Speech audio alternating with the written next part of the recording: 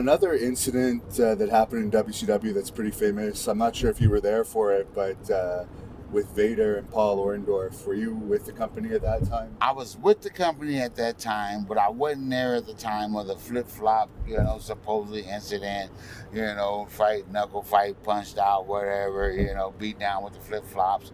I wasn't there for that, and really I heard, bits and pieces of the story, two different sides of the story.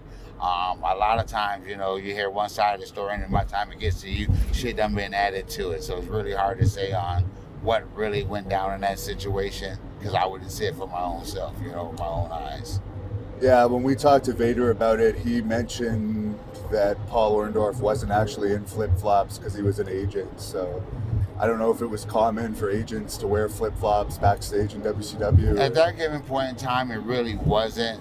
Most agents and stuff, they came in dressed like agents and stuff most of the time and stuff. So he also said that Haku actually was the one that broke it up. So I guess only Haku might know exactly what happened in that room. Right, and like I say, of course, anytime there's a fight or there's a dispute in the argument, they're gonna let the boys go ahead and get in 1-2 shots. I'm gonna let you go ahead and get off two. He's gonna go ahead and get off 2 shots, whatever it is, and then now okay, let's break the shit up, because eventually we still gotta work together. You know what I mean? Solve the problem, squash it, let's be done with it. But you still gotta work together. And then again, when you're talking about an agent and somebody in that position, now you have to be worried about your job.